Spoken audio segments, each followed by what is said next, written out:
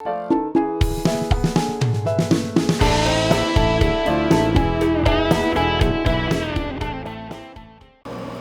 welcome to the Great Margarita Hunt. I'm Jenny and I'm on the hunt for the very best margarita in the whole world, and we're making lots of friends along the way. If you'd like to be on our list of friends, comment below.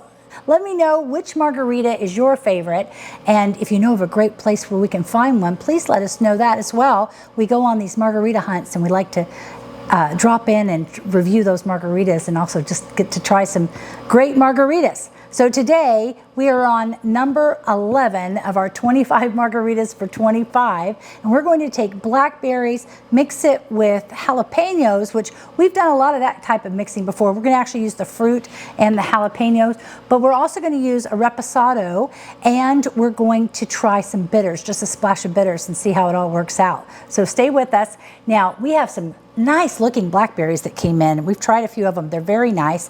And I've already cut up one jalapeno. We found these really like super large jalapenos right now. It looks like they got a little turbo boost. Now, if you're cutting up jalapenos for anything, really, if you take out the seeds in the center part, it's not going to be as spicy. You'll get more pepper flavor and not so much spice.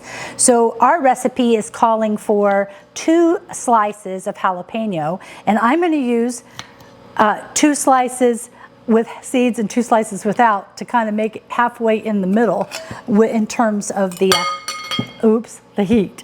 So I'm going to go ahead and put those in here, and then we're going to use 5 to 6 blackberries. You know, they're different. Some are larger than others, so that's 2, 4, and then we'll pick a couple good sized ones there. Put that to the side. We're going to use 3/4 ounces of fresh squeezed lime juice, which we went ahead and did in advance because we were going to make several margaritas today. And this is double strained. So a lot of times when you see me using the squeezer, that's not strained. Well, it's a little strained, I guess, but it's not double strained. And so this will make it have less of the pulp from the lime in there. So we're gonna use 3/4 ounce of fresh squeezed lime juice. And we're gonna go ahead and muddle that in. Now we're using a reposado today. And depending on the reposado, well, we're gonna use Don Fulano. But there's lots of reposados we like and lots of different kinds.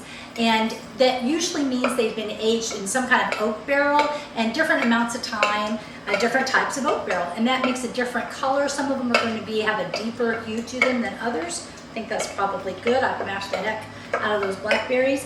So I wanted to show you this today. This is our Don Fulano. We really like Don Fulano.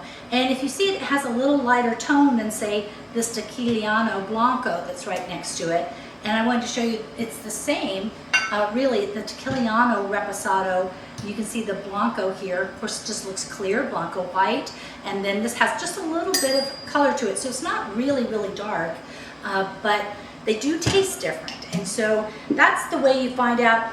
See, this has a lovely smell to it. Just lovely. You know what? I like trying it a little bit, usually, because we've started this since last year. Do you know what it is that I tell y'all to do? To taste it. Taste it, and if you're happy drinking it, if you could sip that and enjoy it, then it's good to make a margarita with it. And if you think it's horrible, then I wouldn't make a margarita with it. So, I like it. I like this. Okay, so we're going to use 3 ounces. No, 2 ounces. We're going to go with 2 ounces. I was thinking about 3 ounces because you know I like making things with a little bit of love in it. But we're going to go with the 2 ounces. We'll try it this way. So there's 1, and we'll go with 2. So 2 ounces of the Don Fulano, and then we're going to use 3/4 ounces of this, I'm going to put my tops back on here, 3/4 ounces of an orange liqueur. We're using Cointreau. Lots of different orange liqueurs that we've tried, and we keep coming back to Cointreau, but we do like Paula's Orange as well. If you're in the Texas area, you can get that there. And then we're going to put some ice in here in our glass. We're going to do a splash of bitters. That's the other thing. We do a splash.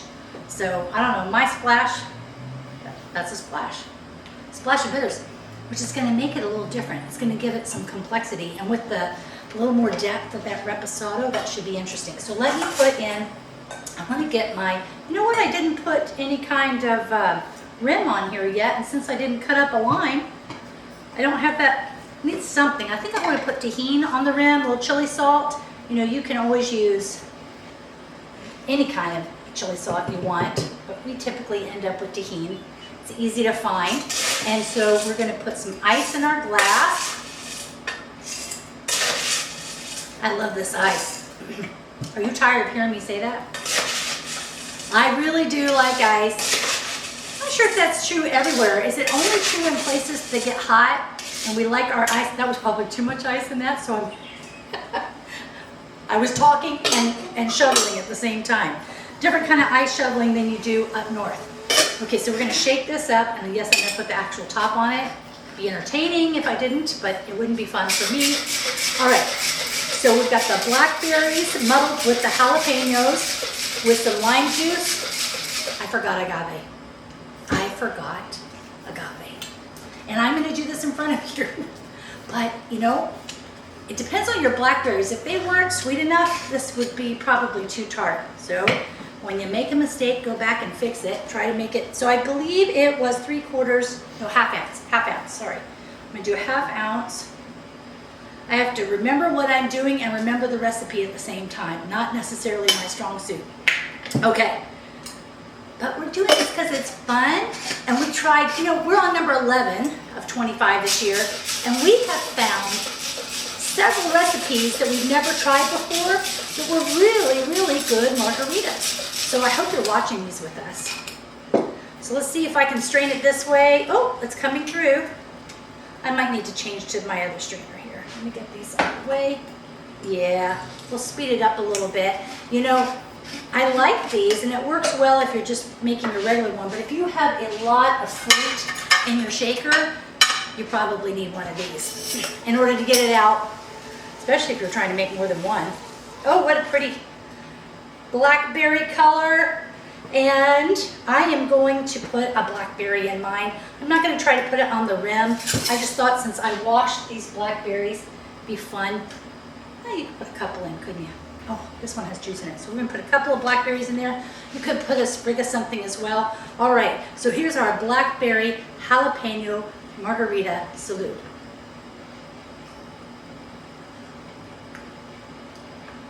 It's pretty much perfect. Yep. Has a little bit of heat, but not very much. You remember, I used I used half of my 2 jalapeno slices did not have any seeds in it, and half of them did.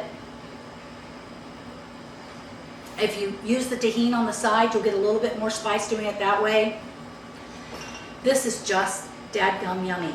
Now, if you wanted to put maybe even some Topo Chico on the top or something, that would make it, especially if it's heading towards summer. But right now, I'm going to enjoy drinking this.